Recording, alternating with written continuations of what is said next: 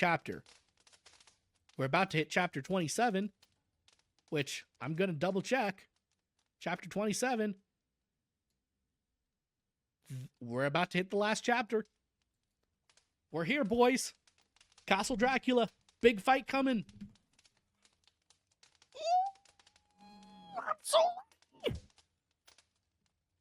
I'm so ready. We're coming back to Castle Dracula is perfect too, because then we get to kill off all the wives of Dracula and all that. The only question I have is if any of the men die and if Mina survives. That's the only questions I have. I'm so ready for this. Okay. We've gone from me being terrified by this story to me hating Dracula so much that the raw, energy from hating Dracula is pulling me forwards. Chapter 27. Mina Harker's Journal, the 1st of November. All day long we have traveled and at a good speed. The horses seem to know that they are being kindly treated, for they go willingly their full stage at best speed. We have now had so many changes, and find the same thing so constantly that we are encouraged to think that the journey will be easy one. Dr. Van Helsing is laconic. He tells the farmers that he is hurrying to Bistritz, and pays them well to make the exchange of horses. We get hot soup, or coffee, or tea, and off we go. It is a lovely country, full of beauties of all imaginable kinds, and the people are brave and strong and simple, and seem full of nice qualities. They are very, very superstitious. In the first house where we stopped, when the woman who served us saw the scar on my forehead, she crossed herself and put out 2 fingers towards me to keep off the evil eye. I believe they went to the trouble of putting an extra amount of garlic into our food, and I can't abide garlic. Ever since then I have taken care not to take off my hat or veil, and so have escaped their suspicions. We are traveling fast, and as we have no driver with us to carry tales, we go ahead of scandal. But I dare say that fear of the evil eye will follow hard behind us all the way. The professor seems tireless. All day he would not take any rest, though he made me sleep for a long spell.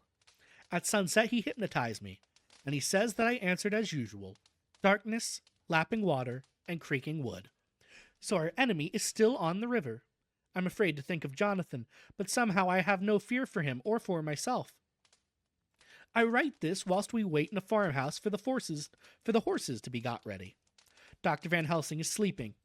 Poor dear, he looks very tired and old and gray, but his mouth is set as firmly as a conqueror's. Even in his sleep he is instinct with resolution. When we have well started, I must make him rest while I drive. I shall tell him that we have days before us, and we must not break down when most of all his strength will be needed. All is ready. We are off shortly. 2nd of November, morning. I was successful, and we took turns driving all night. Now the day is upon us, bright though cold. There is a strange heaviness in the air. I say heaviness for want of a better word. I mean that it oppresses us both. It is very cold, and only our warm furs keep us comfortable. At dawn, Van Helsing hypnotized me. He says I answered darkness, creaking wood, and roaring water, so the river is changing as they ascend. I do hope that my darling will not run any chance of danger, more than need be, but we are in God's hands. 2nd of November, night. All day long driving. The country gets wilder as we go, and the great spurs of the Carpathians, which at Veresti seemed so far from us and so low on the horizon, now seem to gather round us and tower in front. We both seem in good spirits.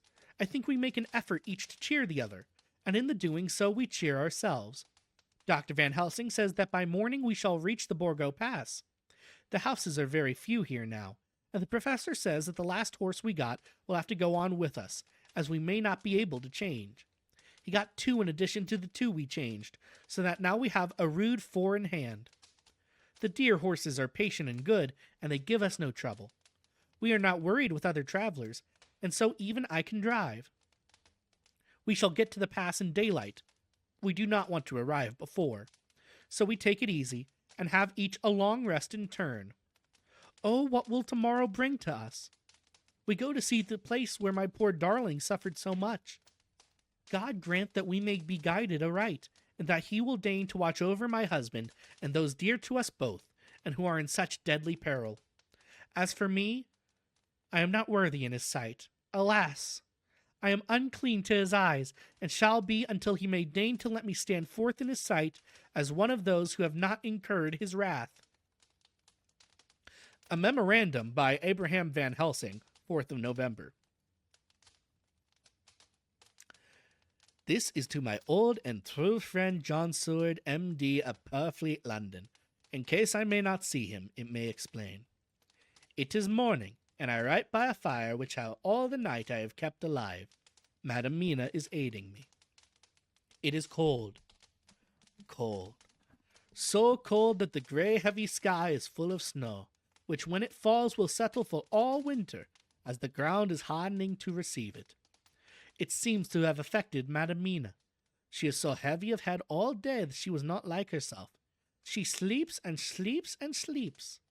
She who is usually so alert has done literally nothing all the day. She has even lost her appetite. She make no entry into her little diary, she who writes so faithful at every pause. Something whispered to me that all is not well. However, tonight she is more vif. Her long sleep all day have refreshed and has stirred her, and now she is all sweet and bright as ever. At sunset I tried to hypnotize her, but alas with no effect. The power has grown less and less with each day, and tonight it failed me altogether. Well, God's will be done, whatever it may be, and whithersoever it may lead. Now to historical, for as Madam Mina write not in her stenography, I must in my cumbersome old fashion, so that each day of us may not go unrecorded. We got to the Borgo Pass just after sunrise yesterday morning. When I saw the signs of the dawn, I got ready for the hypnotism. We stopped our carriage and got down so that there might not be a disturbance. I made a couch with furs, and Mina, lying down, yielded herself as usual, but more slow and more short time than ever to the hypnotic sleep. As before came the answer, darkness and the swirling of water. Then she woke, bright and radiant, and we go out on our way and soon reach the pass. At this time and place, she become all on fire with zeal. Some new guiding power be in her manifested, for she point to a road and say, "This is the way." "How you know it?" I asked. "Of course I know it," she answered, and with a pause add, "Have not my Jonathan travelled it and wrote of his travel?" At first I think somewhat strange, but soon I see that there be only one such by-road. It is used but little, and very different from the coach road from the Bukovina to Bistritz, which is more ride and hard and more of use. For we came down this road. When we meet other ways, not always were we sure that they were roads at all, for they be neglect and light snow have fallen. The horses know, and they only. I give rein to them, and they go on so patient. By and by we find all the things which Jonathan have note in that wonderful diary of him. Then we go on for long, long hours and hours. At the first I tell Madam Mina to sleep. She try, and she succeed.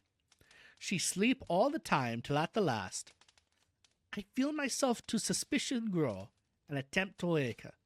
But she sleep on, and I may not wake her though I try. I do not wish to try too hard lest I harm her, for I know that she have suffer much, and sleep at times be all in all to her. I think I drowse myself, for all of sudden I feel guilt, as though I have done something.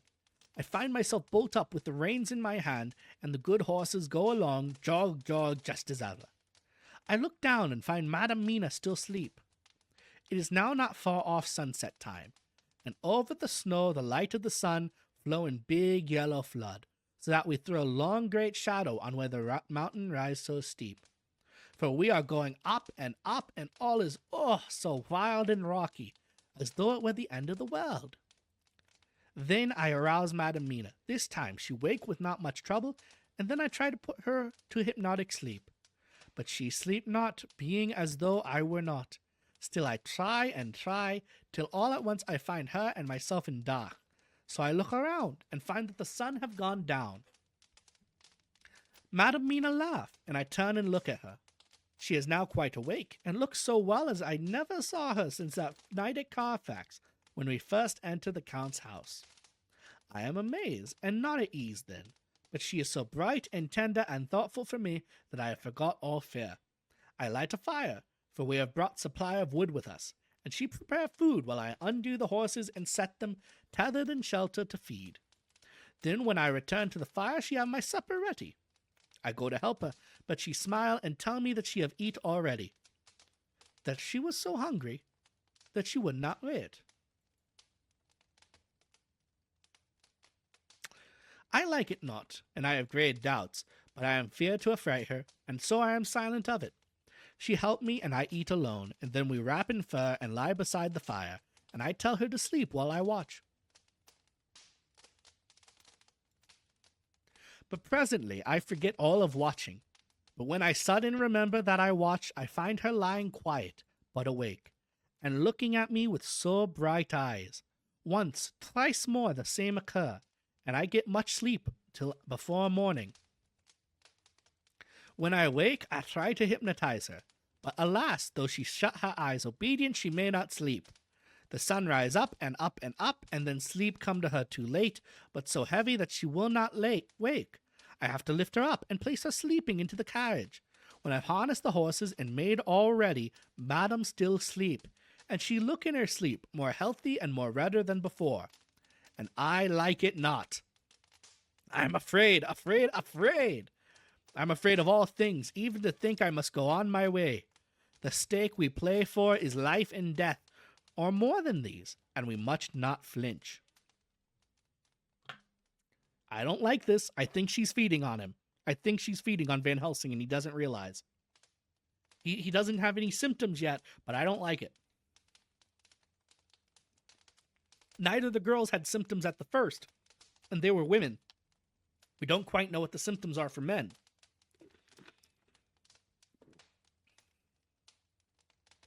I don't like it. I don't like it at all.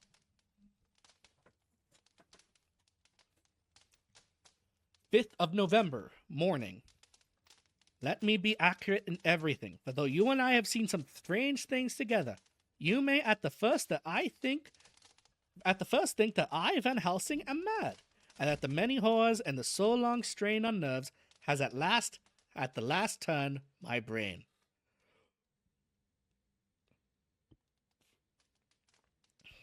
All yesterday we traveled, ever getting closer to the mountains and moving into a more and more wild and desert land. There are great, frowning precipices and much falling water, and nature seemed to have held some time her carnival. Madam Mina still sleep, and though I did have hunger and appeased it, I could not waken her, even for food.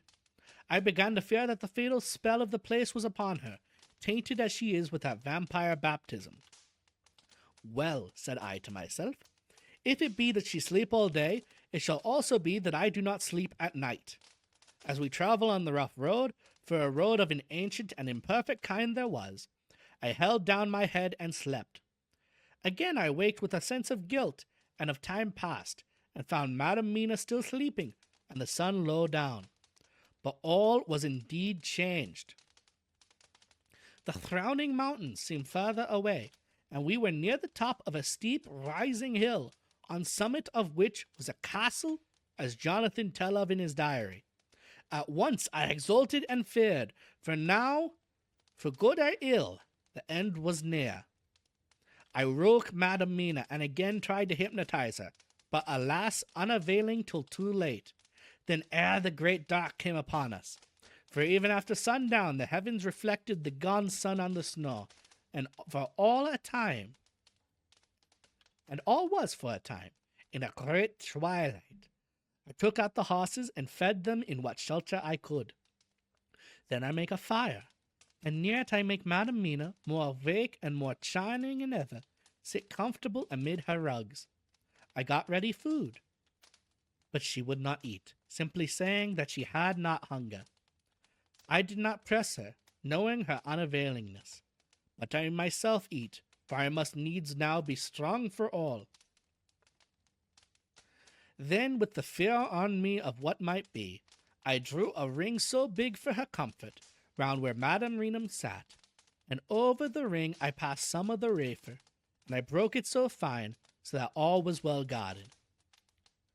She sat still at the time, so still as one dead, and she grew whiter and whiter till the snow was not more pale, and no word she said.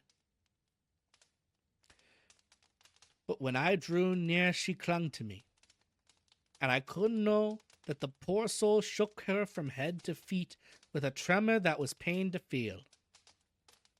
I said to her presently, when she had grown more quiet, "Will you not come over to the fire, for I wish to make a test of what she could?"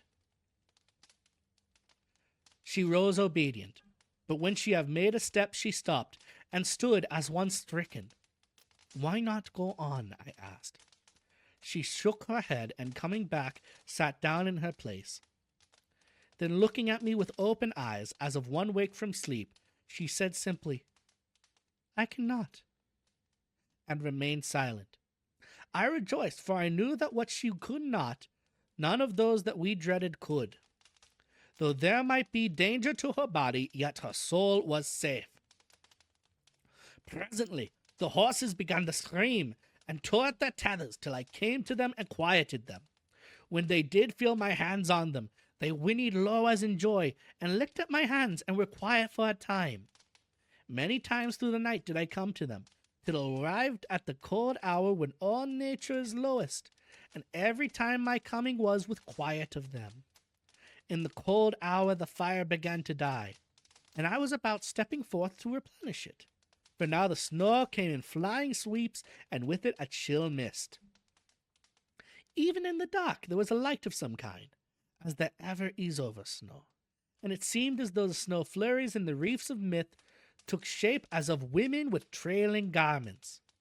All was in dead grim silence, only that the horses whinnied and cowered, as if in terror of the worst.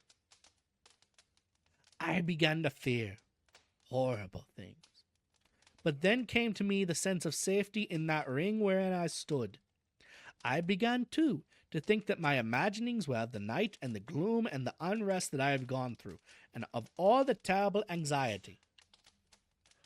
It was as though my memories of all Jonathan's horrid experience were befooling me, for the snowflakes and the mist began to wheel and circle around, till I could get as though a shadowy glimpse of those women that would have kissed him. And then the horses cowered lower and lower, and moaned in terror as men do in pain. Even the madness of fright was not to them, so that they could not break away. I feared for my dear Madam Mina when these weird figures drew near and circled round. I looked at her, but she sat calm and smiled at me. When I would have stepped to the fire to replenish it, she caught me and held me back, and whispered, like a voice that one hears in a dream, so low it was, "No, no, do not go without. Here you are safe." I turned to her, and looking in her eyes, and said, "But you, it is for you that I fear." Whereat she laughed, a laugh low and unreal, and said, "Fear for me? Why fear for me? None are safer in the world from them than I am." And as I wondered at the meaning of her words, a puff of wind made the flame leap up, and I see the red scar on her forehead. Then, alas, I knew. Did I not, I would soon have learned, for the revealing figures of mist and snow came closer, but keeping ever without the holy circle. Then they began to materialize, till, if God have not taken away my reason, for I saw it through my eyes, there were before me in actual flesh the same three women that Jonathan saw in the room when they would have kissed his throat. I knew the swaying round forms, the bright hard eyes, the white teeth, the ruddy color, the voluptuous lips. They smiled ever at poor dear Madam Mina, and as their laugh came through the silence of the night, they twined their arms and pointed to her, and said in those so sweet tingling tones that Jonathan said were of the intolerable sweetness of the water glasses, "Come, sister, come to us. Come, come. In fear, I turned to my poor Madam Mina, and my heart with gladness leapt like flame, for the terror in her sweet eyes. The repulsion, the horror, told a story to my heart that was all of hope. God be thanked she was not yet of them. I seized some of the firewood which was by me, and holding out some of the wafer, advanced on them towards the fire. They drew back before me, and laughed a low, horrid laugh. I fed the fire, and feared them not, for I knew that we were safe within our protections. They could not approach me whilst so armed, nor Madam Mina whilst she remained within the ring, which she could not leave no more than they could enter. The horses had ceased to mourn, and lay still on the ground. The snow fell on them softly, and they grew whiter. I knew that there was for the poor beasts no more of terror. And so we remained till the red of the dawn to fall through the snow gloom. I was desolate and afraid, and full of woe and terror, but when that beautiful sun began to climb, the horizon life was to me again. At the first coming of the dawn, the horrid figures melted in the whirling mist and snow. The wreaths of transparent gloom moved away towards the castle, and were lost. Instinctively, with the dawn coming, I turned to Madam Mina, intending to hypnotize her, but she lay in a deep and sudden sleep, from which I could not wake her. I tried to hypnotize through her sleep, but she made no response, none at all, and the day broke. I fear yet to stir. I have made my fire, and have seen the horses. They are all dead. Today I have much to do here, and I keep waiting till the sun is up high, for there may be places where I must go, where that sunlight, though snow and mist obscure it, will be to me a safety. I will strengthen me with a breakfast, and then I will try to my terrible work. Madam Mina still sleeps, and God be thanked she is calm in her sleep.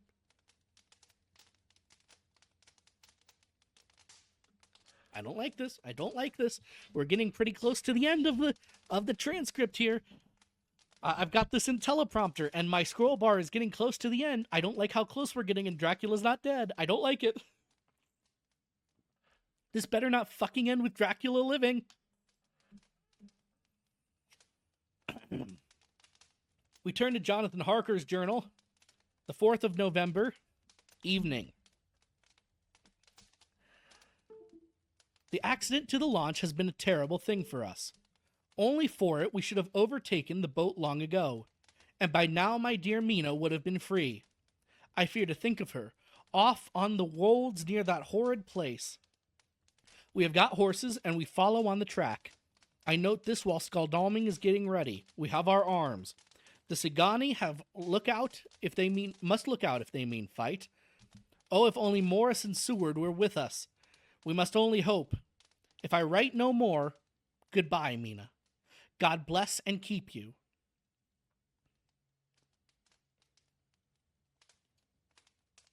I don't like this.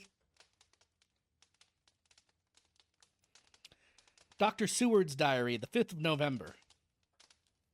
With the dawn, we saw the body of Sigani before us dashing away from the river with their lighter wagon. They surrounded it in a cluster and hurried along as though beset. The snow is falling lightly, and there is a strange excitement in the air. It may be our own feelings, but the depression is strange. Far off, I hear the howling of wolves. The snow brings them down from the mountains, and there are dangers to all of us, and from all sides. The horses are nearly ready, and we are soon off. We ride to death of someone. God alone knows who, or where, or what, or when, or how it may be. We turn back to Dr. Van Helsing's memorandum, the 5th of November, afternoon. Everyone's on the road now, so I don't know how much you can do here.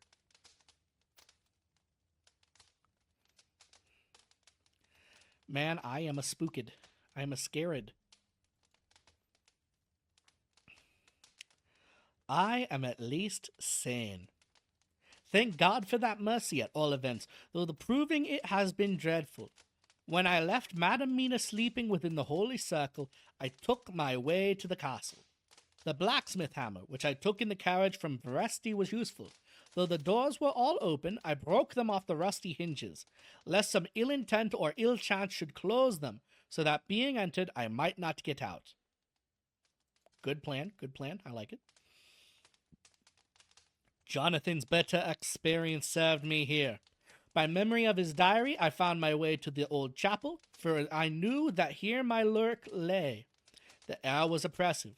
It seemed as though there was some sulphurous fume, which at times made me dizzy. Either there was a roaring in my ears, or I heard afar off the howl of wolves. Then I bethought me of my dear Madam Mina, and I was in terrible plight. The dilemma had me between his horns. Her I had not dared to take into this place, but left safe from the vampire in that holy circle. And yet even there would be the wolf. I resolved me that my work lay here, and that as to the wolves, we must submit if it were God's will. At any rate, it was only death and freedom beyond. So did I choose for her. Had it been but for myself, the choice would be easy. The maw of the wolf were better to rest in than the grave of the vampire. So I make my choice to go on with my work. I knew that there are at least 3 graves to find, graves that are inhabit, so I search, and I find one of them. She lay in her vampire sleep, so full of life and voluptuous beauty that I shudder as though I have come to do murder. Ah, I doubt not that in old time, when such things were, many a man who set forth to do such a task as mine found at the last his heart fail him, and then his nerve. So he delay, till the mere beauty and the fascination of the wanton undead have hypnotized him. And he remain on and on till sunset come and the vampire sleep be over.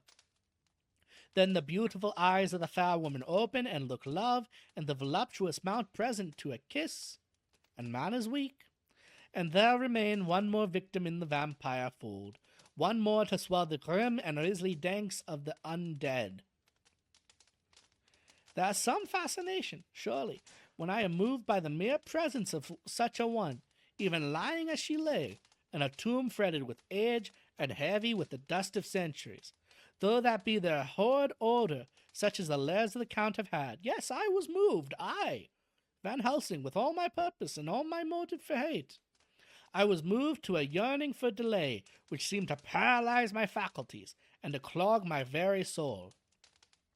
It may have been that the need of natural sleep and the strange oppression of the air were beginning to overcome me. Certain it was that I was lapsing into sleep, the open-eyed sleep of one who yields to a sweet fascination. When there came, through the snow-stilled air, a long, low wail, so full of woe and pity that it woke me like the sound of a clarion. For it was the voice of my dear Madam Mina that I heard. Then I braced myself again to my horrid task, and found by wrenching away tomb tops one of the other sisters, the other dark one.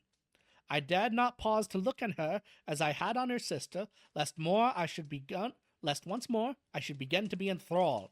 But I go on searching until presently I find in a high great tomb, as if made to one much beloved, that other fair sister, which, like Jonathan and I, had seen to gather herself out of the atoms of the mist. She was so fair to look on, so radiantly beautiful, so exquisitely voluptuous, that the very instinct of man in me, which calls some of my sex to love and to protect one of hers, made my head whirl with new emotion. But God be thanked, that soul wail of my dear Madam Mina had not died out of my ears, and before the spell could be wrought further upon me, I had nerved myself to vile work. By the time I had searched all the tombs in the chapel, so far as I could tell, and as there had only been 3 of these undead phantoms around us in the night, I took it that there were no more of active undead existence. There was one great tomb, more lordly than all the rest. Huge it was, and nobly proportioned. On it was but one word, Dracula. Then this was the undead home of the king vampire, to whom so many more were due. Its emptiness spoke eloquent to make certain what I knew. Before I began to restore these women to their dead selves through my awful work, I laid in Dracula's tomb some of the wafer, and so banished him from it, undead forever. Then began my terrible task, and I had dreaded it. Had it been but one, it would have been easy, comparative. But three, to begin twice more after I had been thought a deed of horror. For it was terrible with the sweet Miss Lucy. What would it not be with the strange ones who had survived centuries, and who had been strengthened by the passing of the years, who would, if they could, have fought for their foul lives? Oh, my friend John, it was butcher work. But I have not been nerved by the thoughts of other dead, and of the living over whom such have... But had I not been nerved by thoughts of other dead, and of the living over whom hung such a pall of fear, I could not have gone on. I tremble, and tremble even yet, though till all was over, God be thanked, my nerve did stand. Had I not seen the repose in the first place, and the gladness that stole over it just ere the final dissolution came, as realization that the soul had been won, I could not have gone further with my butchery. I could not have endured the horrid screeching as a stake drove home, the plunging of writhing foam, and lips of bloody foam. I should have fled in terror and left my work undone. But it is over. And the poor souls, I can pity them now and weep as I think of them placid each in her full sleep of death for a short moment ere fading. For, friend John, hardly had my knife severed the head of each before the whole body began to melt away and crumble into its native dust, as though the death that should have come centuries agone had at last assert himself and say once and loud, I am here. Before I left the castle, I so fixed its entrances that nevermore can the Count enter there undead. When I stepped into the circle where Madame Mina slept... Excuse me for a second, my throat is failing me.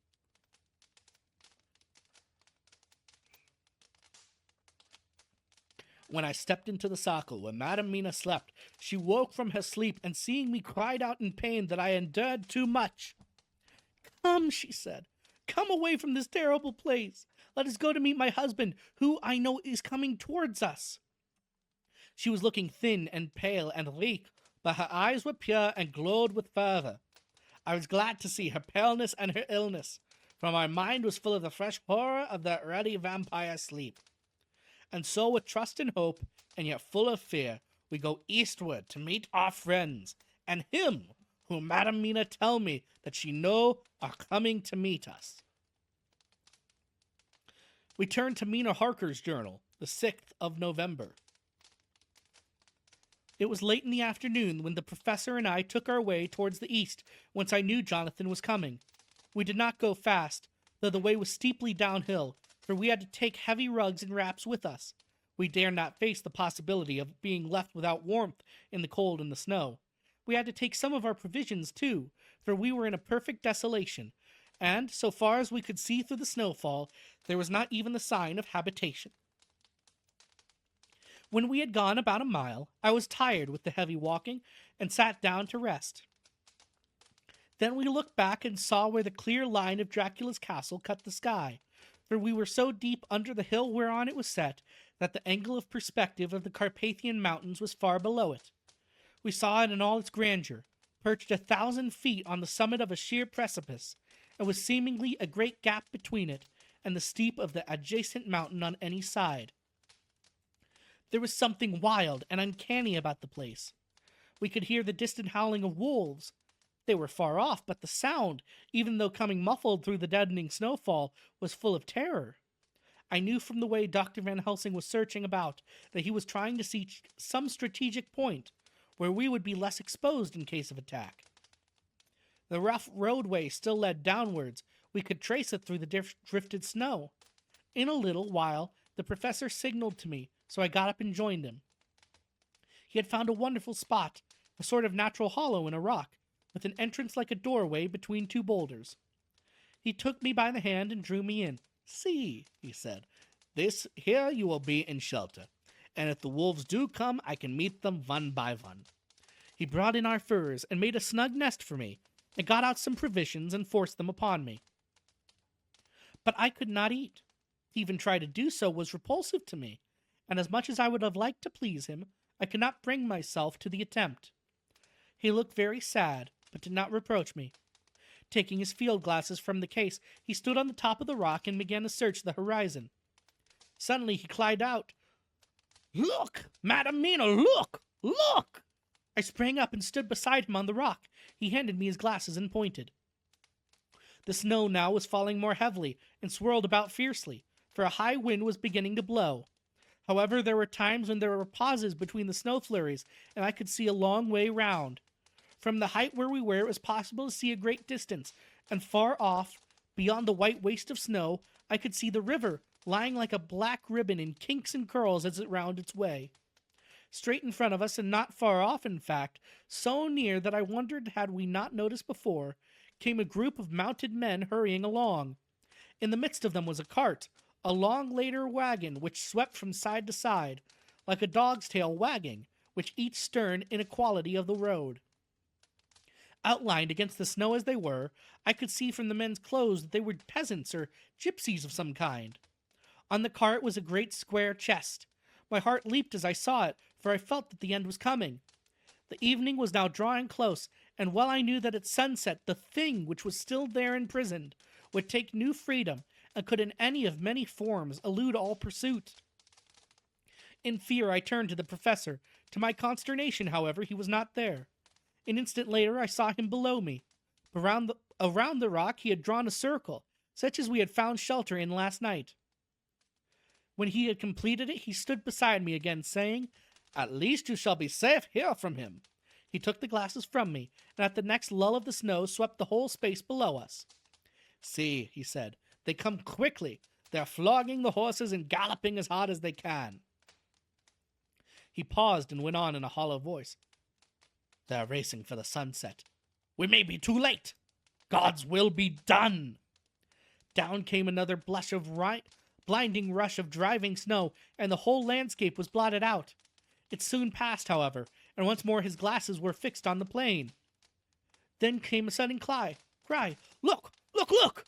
Two horsemen follow fast, coming up from the south. It must be Quincy and John. Take the glass. Look before the snow blots it all out." I took it and looked. The two men might be Dr. Seward and Mr. Morris. I knew at all events that neither of them was Jonathan. At the same time, I knew that Jonathan was not far off. Looking around, I saw on the north side of the coming party 2 other men, riding at breakneck speed. One of them I knew was Jonathan, and the other I took, of course, to be Lord Godalming. They, too, were pursuing the party with the cart. When I told the professor, he shouted in glee like a schoolboy, and after looking intently till a snowfall made sight impossible, he laid his Winchester rifle ready for use against the boulder at the opening of our shelter. "They are all converging," he said. "When the time comes, we shall have gypsies on all sides." I got out my revolver ready to hand, for whilst we were speaking, the howling of wolves came louder and closer. When the snowstorm abated a moment, we looked again. It was strange to see the snow falling in such heavy flakes close to us, and beyond, the sun shining more and more brightly as it sank down towards the far mountain tops. Sweeping the glass all around us, I could see here and there dots moving singly and in 2s and 3s and larger numbers. The wolves were gathering for their prey. Every instant seemed an age whilst we waited. The wind came now in fierce bursts, and the snow was driven with fury as it swept upon us in circling eddies. At times we could not see an arm's length below us, but at others, as the hollow-sounding wind swept by us, it seemed to clear the air all around us, so that we could see far off. We had of late been so accustomed to watch for sunrise and sunset that we knew with fair accuracy when it would be, and we knew that before long the sun would set. It was hard to believe that by our watches it was less than an hour that we waited in that rocky shelter, before the various bodies began to converge close upon us. The wind came now with fiercer and more bitter sweeps, and more steadily from the north. It seemingly had driven the snow clouds from us, for, with only occasional bursts, the snow fell. We could distinguish clearly the individuals of each party, the pursued and the pursuers. Strangely enough, those pursued did not seem to realize, or at least to care, that they were being pursued. They seemed, however, to hasten with redoubled speed as the sun dropped lower and lower on the mountain tops. Closer and closer they drew. The professor and I crouched down behind our rock and held our weapons ready. I could see that he was determined that they should not pass. One and all were quite unaware of our presence. All at once, two voices shouted out to "Halt!" One was my Jonathan's, raised in a high key of passion. The other Mr. Morris's strong, resolute tone of quiet command. The gypsies may not have known the language, but there was no mistaking the tone in whatever tongue the words were spoken. Instinctively they reined in, and at the instant Lord Godalming and Jonathan dashed up at one side, and Dr. Seward and Mr. Morris on the others. The leader of the gypsies, a splendid-looking fellow who sat on his horse like a centaur, raved them back, and in a fierce voice gave to some companions some words to proceed. They lashed the horses, which sprang forward, but the four men raised their Winchester rifles, and in an unmistakable way commanded them to stop. At the same moment, Dr. Van Helsing and I rose from behind the rock and pointed our weapons at them. Seeing that they were surrounded, the men tightened their reins and drew up. The leader turned to them and gave a word at which every man of the gypsy party drew what weapon he carried, knife or pistol, and held himself in readiness to attack. Issue was joined in an instant. The leader, with a quick movement of his rein, threw his horse out in front, and pointing first to the sun, now close down to the hilltops, and then to the castle, said something which I did not understand. For answer, all four men of our party threw themselves from their horses and dashed towards the cart. I should have felt terrible fear at seeing Jonathan in such danger, but that the ardor of battle must have been upon me as well as the rest of them. I felt no fear, but only a wild surging desire to do something. Seeing the quick movement of our parties, the leader of the gypsies gave a command. His men instantly formed round the cart in a sort of undisciplined endeavor, each one shouldering and pushing the other in his eagerness to carry out the order. In the midst of this, I could see that Jonathan on one side of the ring of men and Quincy on the other were forcing a way to the cart. It was evident that they were bent on finishing their task before the sun should set. Nothing seemed to stop or even to hinder them. Neither the level weapons nor the flashing knives of the gypsies in front, nor the howling of the wolves behind, appeared to even attract their attention. Jonathan's impetuosity and the manifest singleness of his purpose seemed to overawe those in front of him. Instinctively they cowered aside and let him pass. In an instant he had jumped upon the cart, and with a strength which seemed incredible, raised the great box and flung it over the wheel to the ground. In the meantime, Mr. Morris had had to use force to pass through his side of the ring of Sagani. All the time I had been breathlessly watching Jonathan. I had, with the tail of my eye, seen him pressing desperately forward, and had seen the knives of the gypsies flash as he won a way through them, and they cut at him. He had parried with his great bowie knife, and at first I thought he had come through in safety. But as he sprang beside Jonathan, who had now jumped from the cart, I could see that with his left hand he was clutching at his side, and that the blood was spurting through his fingers. He did not delay, notwithstanding this, for his Jonathan, with desperate energy, attacked one end of the chest, attempting to prise off the lid with his great kukri knife. He attacked the other frantically with his bowie. Under the efforts of both men, the lid began to yield. The nails drew with a quick, screeching sound, and the top of the box was thrown back. By this time, the gypsies, seeing themselves covered by the Winchesters and at the mercy of Lord Godalming and Dr. Seward, had given in and made no resistance. The sun was almost down on the mountain tops, and the shadows of the whole group fell long upon the snow. I saw the Count lying within the box upon the earth, some of which the rude falling from the cart had scattered over him. He was deathly pale, just like a waxen image, and the red eyes glared with the horrible vindictive look which I knew too well. As I looked, the eyes saw the sinking sun, and the look of hate in them turned to triumph. But on an instant came the sweep and flash of Jonathan's great knife. I shrieked as I saw it shear through the throat, whilst at the same time Mr. Morris's bowie knife plunged into the heart. It was like a miracle, but before our very eyes, and almost in the drawing of a breath, the whole body crumbled into dust and passed from our sight. I shall be glad as long as I live that even in that moment of final dissolution, there was in the face a look of peace, as I could never have imagined might have rested there. The castle of Dracula now stood out against the red sky, and every stone of its broken battlements was articulated against the light of the setting sun. The gypsies, taking us as in some way the cause of the extraordinary disappearance of the dead man, turned without a word and rode away as if for their lives. Those who were unmounted jumped upon the later wagon and shouted to the horsemen not to desert them. The wolves, which had withdrawn to a safe distance, followed in their wake, leaving us alone. Mr. Morris, who had sunk to the ground, leaned upon his elbow, holding his hand pressed to his side. The blood still gushed through his fingers. I flew to him, for the holy circle did not keep me back. So did the two doctors. Jonathan knelt behind him, and the wounded man laid back his head on his shoulder. With a sigh, he took, with feeble effort, my hand in that of his own, which was unstained. He must have seen the anguish of my heart in my face, for he smiled at me and said, "I'm only too happy to have been of any service." "Oh, God," he cried suddenly, struggling up to a sitting posture and pointing to me. "It was worth for this to die. Look! Look!" The sun was now right down upon the mountaintop, and the red gleams fell upon my face so that it was bathed in rosy light. With one impulse, the men sank on their knees, and a deep and earnest amen broke from all as their eyes followed the pointing of his finger. The dying man spoke. "Now God be thanked that this has not all been in vain. See, the snow is not more stainless than her forehead. The curse has passed away." And to our bitter grief, with a smile and in silence he died. A gallant gentleman.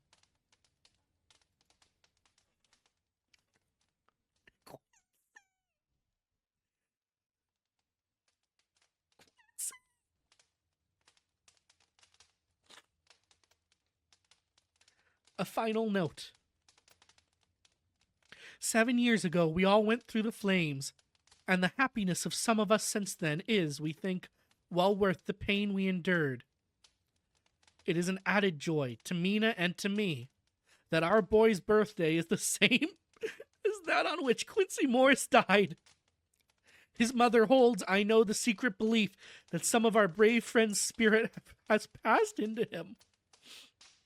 His bundle of names links all of our little band of men together, but we call him Quincy. In the summer of this year, we made a journey to Transylvania and went over the old ground which was and is to us so full of vivid and terrible memories. It was almost impossible to believe that the things which we had seen with our own eyes and heard with our own ears were living truths. Every trace of all that had been was blotted out. The castle stood as before, reared high above a waste of desolation. When we got home, we were talking of the old time, which we could all look back on without despair, for Godalming and Seward are both happily married.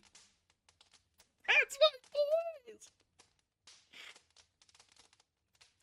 I took the papers from the safe where they have been ever since our return so long ago. We were struck with the fact that in all the mass of material of which the record is composed, there is hardly one authentic document, nothing but a mass of typewriting, except the later notebooks of Mina and Seward and myself and Van Helsing's memorandum. We could hardly risk anyone, even did we wish to accept these as proofs to so wild a story. Van Helsing summed it all up as he said, with our boy on his knee. "We want no proofs, we ask none to believe us. This boy will know some day what a brave and gallant woman his mother is. Already he knows her sweetness and loving care. Later on, he will understand how some men loved her so much that they did dare much for her sake." This has been written by Jonathan Harker. The end. I'm actually crying. I'm actually crying, man.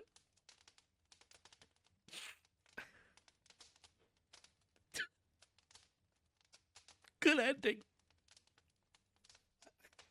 Bram Stoker, I repeal my oaths against you, sir. I'm actually crying. I'm sorry. They had a kid. She's okay. And Quincy.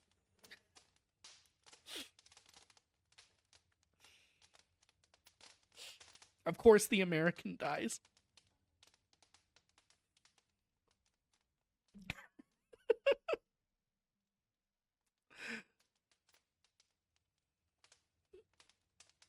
I'm sorry.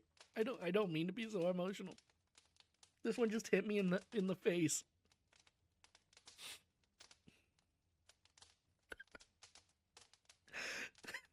I need a minute. I'm sorry.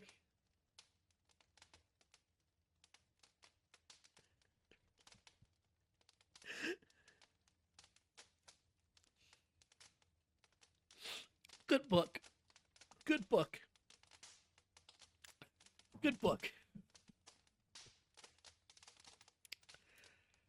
I suppose it's time to find someone to raid. Oh, I should talk about next steps, shouldn't I? Perhaps we'll do that. I feel like I need a day. So on Wednesday, we'll do a stream talking about season 2 and what we might do for it. I need to gather my thoughts. I feel like I have to pay Quincy Morris some respect in some way in season 2. Perhaps I need one of those Winchester rifles that he loves so much. Perhaps I need one up on the wall to commemorate him. Or with my person. I don't know. Wednesday we'll talk about it. For right now, let's find someone to raid.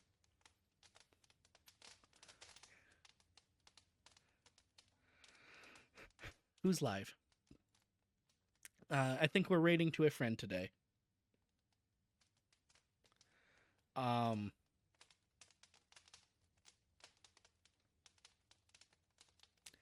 We're gonna raid out to Anna. Miss Anna Atrocious. She's had a wonderful run of it so far. We're gonna raid out to Anna. I want to thank everyone for coming by. It has been, oh gosh, I did not expect Dracula to make me cry. I honestly did not expect it to make me cry, man. That's how you finish a book.